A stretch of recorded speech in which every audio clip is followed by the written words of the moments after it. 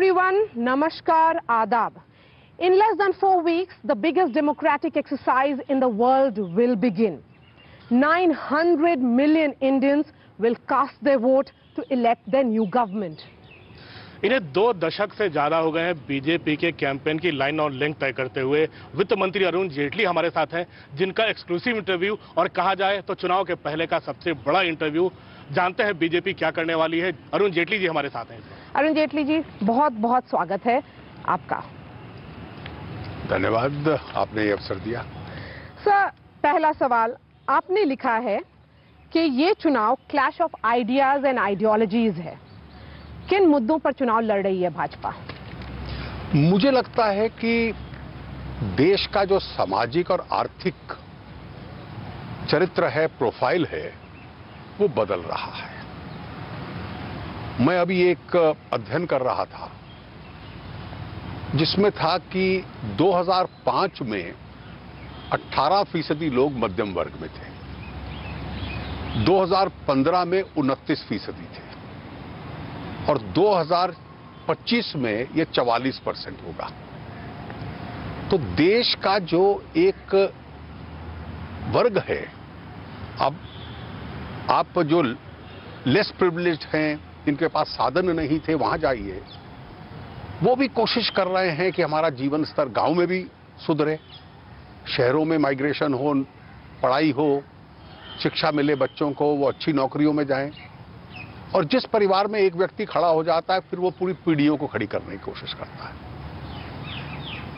अगर मैं अंग्रेजी में कहूं, we are on the cusp of a new history. विश्व में हम तेजी से बढ़ रहे हैं और पूरा विश्व इसको रिकॉग्नाइज करता है। और इसलिए आज की राजनीति, पुरानी राजनीति जो केवल जात से, 2 दल इकट्ठे हो गए उससे, डायनेस्टी या परिवारवाद से तय होगी, ये देश का चरित्र बदल रहा है। आप 2014 के चुनाव का सबसे बड़ा विश्लेषण कीजिए तो लोग कहेंगे कि मोदी जी के पक्ष में हवा थी, सरकार उससे पहले नॉन परफॉर्मिंग थी। पर इसका दूसरा पक्ष लीजिए, सभी जातीय आधार पर चलने वाले राजनीतिक दल चूर चूर हो गए, जातियों ने भी उनका साथ नहीं दिया। सारे परिवारवाद वाले परिवार और उनके द्वारा नियंत्रित राजनीतिक दल, चाहे उत्तर प्रदेश में थे, चाहे बिहार में थे, चाहे केंद्र में थे, चूर चूर हो गए। और मुझे लगता है कि ideas, ideologies, performance, leadership, integrity, चरित्र, वैल्यूज, ये उसका चुनाव होगा। सर, इसमें सवाल ये उठता है कि जो जिन जातियों वाली पार्टियों की आप बात कर रहे हैं, वो जातियों वाली पार्टियां एकजुट हो रही हैं, यूपी हो चाहे बिहार हो। जो परिवार वाली पार्टियां हैं, पूरा का परिवार अब इकट्ठा हो रहा है यूपी में। देखिए, मैं इसका आपको बताऊं, असर पड़ेगा क्या? मैं आपको बताऊं, जब समाज का वर्ग बदलता है और समाज के नए लोग उम्मीद के साथ देश की प्रगति देखना चाहते हैं, क्योंकि उसमें उनकी अपनी प्रगति है, तो इसलिए वो बहुत कड़वा फैसला लेते हैं, हार्श जजमेंट करते हैं। वो चुनाव, और मैं बार बार कहता हूं, मैंने 2014 से पहले पहली बार राजनीति में इस शब्दावली का प्रयोग किया था, मैं इस बार भी कह रहा हूं, वो चुनाव फिर गणित के नहीं होते, अरिथमेटिक के नहीं होते, केमिस्ट्री के होते हैं। तो यूपी का जो समीकरण है, उसको आप किस तरह से देखते हैं, सपा बसपा का? देखिए, ये पुराना आकलन है। बहुत बड़ा वोट बैंक था बसपा का, लेकिन लोकसभा में 0 सीट आई, असेंबली में 19 आई। बहुत बड़ा वोट बैंक था, MY का वोट बैंक था समाजवादी पार्टी का, मुस्लिम और यादव, और 3 कोना 4 कोना फाइट में तो वो 30-35% वोट गिरा के ये 2 समाज ही जिता सकते थे। केवल 5 परिवार की सीटें आई, 6ठी नहीं आई। कांग्रेस की डायनेस्टी का बहुत प्रभाव था उत्तर प्रदेश में, केवल 2 परिवार की सीटें आई। तो इसलिए वो सुकड़ रहे हैं। और उन वर्गों का भी जो एस्पिरेशनल क्लास है, वो अब उस वर्ग में से बाहर निकलेगा। और इसलिए केवल हम गणित के आधार पर चुनाव लड़ रहे हैं, हमारे पास कोई एजेंडा नहीं है। आज लोग एक प्रश्न पूछेंगे, ये देश अगर प्रगति कर सकता है तो किसके नेतृत्व में कर सकता है? ये देश अगर सुरक्षित है तो किसके नेतृत्व में है। जो हर राज्य में कश्मीर से लेकर कन्याकुमारी तक हर राज्य में गठबंधन बन रहे हैं, एक ही एजेंडा है, बीजेपी को हराना है। देखिए, तमिलनाडु तक लोग राजनीतिक दल नकारात्मक हो सकते हैं, जनता नकारात्मक नहीं है। When people are, मुझे लगता है कि ये जो बीजेपी के लिए सबसे बड़ा प्रो इनकम्बेंसी है कि 5 साल बाद भी आपकी ताकत से लोग इतना डरते हैं और नरेंद्र मोदी की लोकप्रियता से इतना डरते हैं कि बाकी सबको लगता है कि हम अंतर्विरोध कर रहे हैं। लेकिन वो जो गठबंधन आपने कहा ना, एक बार उन गठबंधनों का विश्लेषण कर लें जो मैंने लिखा जी, है। उसी बात पर सर, आपने बीएसपी के कॉन्टेक्स्ट में बोला है, बीएसपी को मजबूत कर रही हैं मायावती और कांग्रेस को कमजोर देखना चाहती हैं। केवल वही नहीं, she holds her cards close to her chest and she will open them only when the results are declared. देखिए, बिल्कुल स्पष्ट है। जो मैंने एक शब्द प्रयोग किया है बार बार, कोलिशन ऑफ राइवल्स, जो विरोधियों का गठबंधन होता है, और ये तो गठबंधन भी नहीं है, इसमें कई गठबंधन हैं जो एक दूसरे की टांग खींच रहे हैं। इसका विश्लेषण करिए। तृणमूल कांग्रेस, ममता जी की क्या राजनीति है? मैं बंगाल में तुम्हें एक सीट नहीं दूंगी, मैं अपनी सीट मैक्सिमाइज करूंगी और तुम्हारी सीट कम हो इसकी मेरी इच्छा है, इसलिए एक नहीं दूंगी, तुमसे गठबंधन नहीं करूंगी। बसपा और मायावती जी की क्या रणनीति है?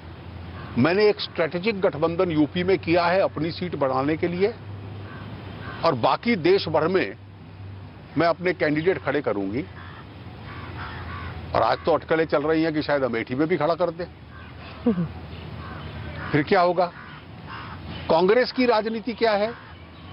जहां मैं मजबूत हूं वहां कोई गठबंधन नहीं, जहां मैं कमजोर हूं मैं किसी गठबंधन में शामिल होने को तैयार हूं। और इसलिए जिन प्रांतों में मैं प्रमुख हूं कोई गठबंधन नहीं होगा, जहां मैं कमजोर हूं मैं कर लूंगा।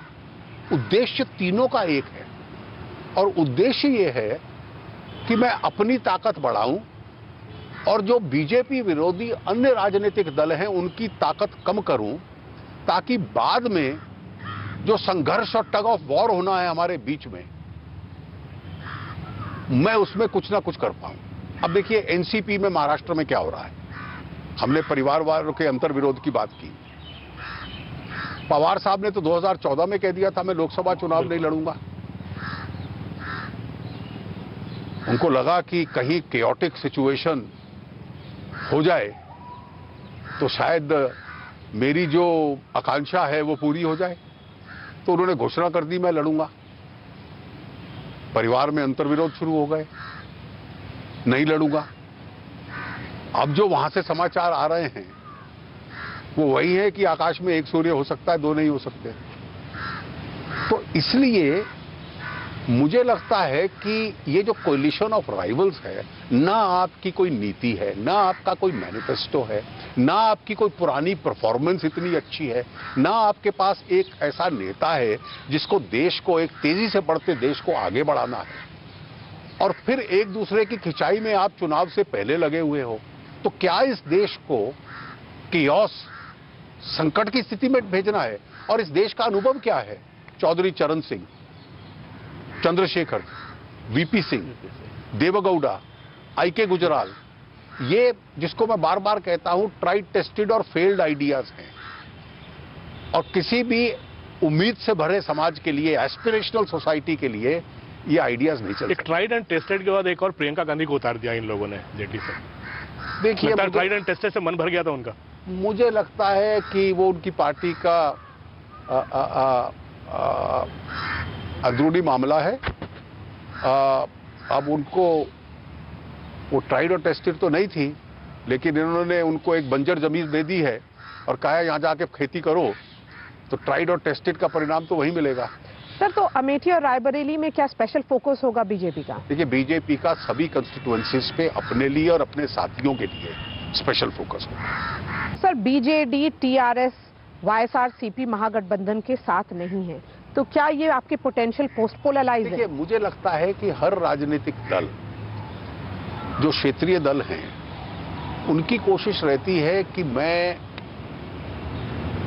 बीच में रहूं, और मैं बीच में रहते हुए बाद में तय करूं मैं क्या करूंगा और मेरे अपने राज्य का हित हो। इन तीनों राजनीतिक दलों को, ये रीजनल पार्टीज हैं, स्टेट ओरिएंटेड पार्टी हैं, अपने स्टेट की चिंता करने की कोशिश करती हैं और उसमें इन तीनों का एक परिस्थिति रही है। मुझे लगता है कि बीजेपी में आज तो मैं कुछ नहीं कह सकता कि कल वो क्या करेंगे या हम क्या करेंगे, कि हमें उनकी जरूरत पड़ेगी नहीं पड़ेगी, लेकिन पड़े या ना पड़े मैं उस प्रश्न में नहीं जाता। रीजनल पार्टीज के साथ कैसे एग्जिस्ट करना है वो हमें आता है। विपक्ष का कहना है कि ये सरकार राष्ट्रवाद और आतंकवाद के नारे पर अपनी नाकामयाबियां छुपा रही है। देखिए, अब उनके पास कुछ नहीं पता। फेक इश्यूज ले, जज लोया की डेथ सुप्रीम कोर्ट ने कहा फेक इशू है, रफेल फेक इशू है, ईवीएम फेक इशू है। तो रोज फेक इश्यूज लाना, जब फेक इश्यूज से तो चुनाव लड़ा नहीं जा सकता। अब पुलवामा की घटना आतंकवाद की घटना थी, हमने क्या एंटिसिपेट किया था? हमें उम्मीद थी कि पुलवामा होगा। और ये कहना कि आप आतंकवाद हो गया और इसलिए आप अपनी नाकामी छुपा रहे हो, तो पुलवामा पे कैसे रिएक्ट किया जाए? देश का एक जज्बात था, एक इमोशन था और सही इमोशन था।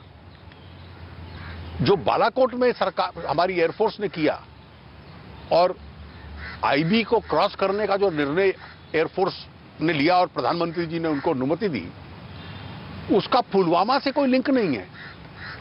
पुलवामा के जो दोषी थे उनको तो हमने यहीं लिक्विडेट किया। उसका संबंध था कि जब आपके पास इतनी जानकारी और सूचना आ रही है, इंफॉर्मेशन आ रही है कि भारत के खिलाफ एक बहुत बड़ा कैंप लगा है टेररिस्टों का, जैश ए मोहम्मद का, उस कैंप में फिदाइन ट्रेन किए जा रहे हैं, वो अगले 2-3 महीने तक भारत में जाकर एकदम आतंक मचाएंगे, तो हम क्या करते कि ममता बनर्जी और अरविंद केजरीवाल आरोप लगाएंगे कि आप आतंक के खिलाफ कार्रवाई ले रहे हो, तो इसलिए हम दबा जाएं उस इंटेलिजेंस इंफॉर्मेशन को।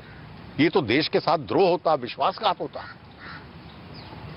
और एक प्रिसाइज इंफॉर्मेशन आपके पास थी और एक प्रिसिशन के साथ, पिन पॉइंटेड एक्यूरेसी के साथ एयरफोर्स ने इतना बहादुरी का काम किया जिसमें भी किसी भी देश को गर्व होना चाहिए। दुर्भाग्य यह है कि जो नरेंद्र मोदी, बीजेपी, एनडीए विरोधी हैं, देश के साथ खड़ा होने की बजाय पाकिस्तान के हाथ में एक हथियार बन गए। जो भाषा वो कर रहे थे कि आप राजनीतिक कारणों से कर रहे हो, हमने तो कोई आतंकवाद नहीं करवाया, वो ये कहने लग पड़े। पाकिस्तान जब कह रहा था कि बालाकोट का सबूत दो, तो ये सबूत देने लग पड़े। सरकार ने तो अभी तक सबूत नहीं दिया। कौन सा ऐसा मीडिया चैनल है, और कोई सारे मीडिया चैनल्स बीजेपी फ्रेंडली नहीं है, हर चैनल अपनी इन्वेस्टिगेशंस करके दुनिया भर की सैटेलाइट से पिक्चर्स लाया कि 26 फरवरी से पहले बालाकोट में क्या था और 26 फरवरी के बाद क्या था। और उन पिक्चर्स के आधार पर उन्होंने, हर चैनल ने दिखलाया। कोई चैनल तो वहां के लोगों को इंटरव्यू करके लाए अपने प्रॉक्सी कॉरेस्पॉन्डेंट्स की तरह, जिन्होंने कहा भाई हमने बम सुने हैं, हमने लोगों को मरते हुए देखा है, हमें लाशें जाते हुए यहां से देखा है। अबाउट मसूद अजहर, जो डेवलपमेंट्स कल हुई हैं sir, do you see this as a setback for Indian diplomacy? देखिए, ये चाइना का पुराना स्टैंड है। मैं इसमें हिंदुस्तान की डिप्लोमेसी को बहुत सफल मानता हूं। सफल इसलिए मानता हूं, एक देश दुनिया का ऐसा नहीं था जिसने ये कहा हो कि आपने एलओसी या इंटरनेशनल बॉर्डर क्रॉस किया, वो गलत किया। पहले तो हम यही कहते थे कि sanctity of the LOC should be maintained. वो रोज आके उस सैंक्टिटी को तोड़ें टेररिस्ट और हमारे लोगों को मारे, और हमें पता चले कि वहां हमारे खिलाफ षड्यंत्र हो रहा है, ट्रेनिंग हो रही है, और हम प्रीएम्प्टिव स्ट्राइक भी ना कर पाए, केवल पाकिस्तान की हुकूमत के ऊपर निर्भर हो जाएं, ये तो संभव नहीं था। दूसरा, हर देश ने उसकी निंदा की। पाकिस्तान के मित्र देशों ने भी न्यूट्रल किस्म के बयान दिए। मैं सबसे बड़ी सफलता मानता हूं कि ऑर्गेनाइजेशन ऑफ इस्लामिक नेशंस को जब पाकिस्तान ने कहा कि सुषमा जी को गेस्ट ऑफ ऑनर बुलाओगे तो हम नहीं जाएंगे, इस्लामिक 54 इस्लामिक देशों ने कहा भाई हम तो बुलाएंगे, आपने आना है आइए, नहीं आना ना। पाकिस्तान नहीं गया। पाकिस्तान की बॉयकॉट कॉल के साथ टर्की भी खड़ा नहीं रहा, वो भी चले गए। अब जहां तक यूएन सिक्योरिटी काउंसिल का प्रश्न है, सभी मेंबर्स एक आवाज में बोले, चाइना का यह पुराना स्टैंड था। यूपीए सरकार के दौरान भी चाइना का यही स्टैंड था, हमारी सरकार के दौरान भी था। मैं मानता हूं कि उनके अपने कारण होंगे, और वो कारण उनके जो हैं, अगर मैं उसका विश्लेषण करूं कि उसमें आतंक पे पाकिस्तान की सहायता कर देना इस परिस्थिति में, और पाकिस्तान के ऊपर जो अपना आर्थिक नियंत्रण बनाना है, इकोनॉमिक कंट्रोल, क्योंकि पाकिस्तान के अर्थशास्त्रियों के आप लेख पढ़िए जो वहां के मीडिया में आ रहे हैं कि सब का, और ये जो बेल्ट एंड रोड इनिशिएटिव है चाइना का, ये जो सीपैक है, उसका असर पाकिस्तान के ऊपर क्या रहेगा बाद में, और पाकिस्तान कितने बड़े डेट ट्रैप में आएगा, वो सब लिख रहे हैं। और उनका कंट्रोल, देखिए, हम तो इतिहास में ईस्ट इंडिया कंपनी को भुगत चुके हैं, किसी दूसरे देश को भी भुगतना पड़ सकता है। बट वुहान स्पिरिट की बात की जाए तो is this an act of a friend for China to again block this move? देखिए, this is not, we have our own issues with China. We have several areas of agreement. We have several areas of cooperation. We have an ongoing relationship with them. We have some areas of disagreement also. Sir, 2019 का कोई history में parallel चुनाव? देखिए, मैं इसका closest equivalent 3 चुनावों को मानता हूं, 2 भारत के और 1 विदेश का। पहला मैं मानता हूं रिवर्स ऑफ 1971। वो पहला चुनाव था जिसमें मैंने एक स्टूडेंट एक्टिविस्ट के रूप में काम किया था। उस चुनाव में सारे विपक्षी एक हो गए। महागठबंधन हिंदी का शब्द है, उस वक्त हमने कहा ग्रैंड अलायंस, जनसंघ, स्वतंत्रा, कांग्रेस हो, पीएसपी, एसएसपी, बीजू पटनायक जी का दल था, चौधरी चरण सिंह जी का दल था, तो सारे इकट्ठे हम लोगों का लोकदल था उनका। और हमें लगा कि जब वोट नहीं बटेगा तो गणित इंदिरा जी को हरा देगा। लोग इंदिरा जी के साथ थे। चुनाव आया, परिणाम हुआ तो उनकी 325 सीट आ गई और हम कहीं नहीं थे। तो केवल गठबंधन बना लिया और हम जीत जाएंगे, वो 71 में हम देख चुके हैं। दूसरा, 2014 का चुनाव, उम्मीद का चुनाव कि इस व्यक्ति में हमें विश्वास है, और अब तो केंद्र में भी 5 साल उसको परख लिया है, कोई गलती नहीं की है, कि ईमानदार और मजबूत सरकार चलाई है और अच्छे काम किए हैं। और तीसरा चुनाव भारत का नहीं है, मुझे ब्रिटेन का एक चुनाव याद है, मैं वहां के दुनिया के कई देशों के चुनाव ऑब्जर्व करता हूं।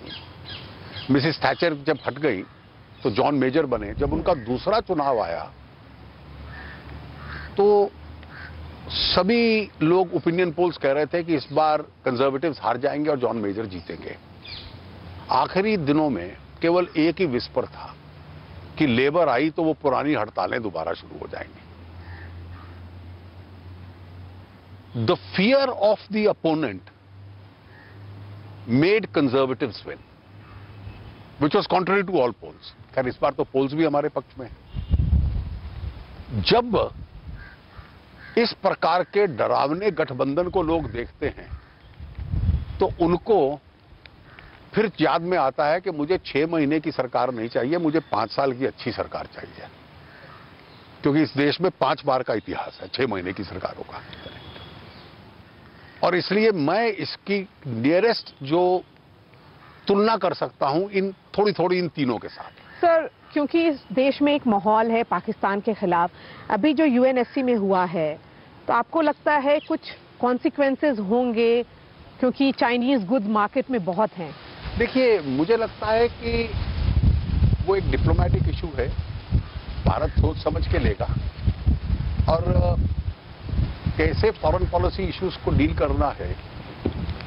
और हम लोगों की ताकत भी आज दुनिया के मंच पर कम नहीं है, तो इसलिए ये बहुत सुलझे हुए रिएक्शंस होते हैं, कोई नी जर्क रिएक्शन नहीं होते। मैंने आज देखा कि फॉरेन पॉलिसी के सुझाव ट्वीट्स के माध्यम से कांग्रेस के अध्यक्ष ने दिए हैं, जिस दिन फॉरेन पॉलिसी का डिटर्मिनेशन ट्वीट्स के माध्यम से होगा, उस दिन इस देश की खैरियत है। इस चुनाव के पहले का सबसे बड़ा इंटरव्यू हम लोगों ने किया और शायद टेलीविजन पे पहली बार हो रहा है और बारिश भी हो गई जो शायद शुभ भी माना जाता है। क्या फोरकास्ट है आपका? देखिए, मुझे लगता है कि देश की जनता के पास इस बार जो चॉइस है वो बिल्कुल स्पष्ट है। मैं हर रोज एक 2019 के एजेंडा पे लिखता हूं, तो मैंने पहले वाले में लिखा कि द चॉइस इज मोदी और chaos. Arun ji, thank you so much for speaking to us. Network 18 से बात करने के लिए बहुत बहुत शुक्रिया। और चुनाव के पहले का अरुण जी का सबसे बड़ा इंटरव्यू था हमारे चैनल पर। इसके लिए अरुण जी का बहुत बहुत धन्यवाद और नेटवर्क 18 के तमाम चैनलों पर देखते रहिए अरुण जेटली का इंटरव्यू।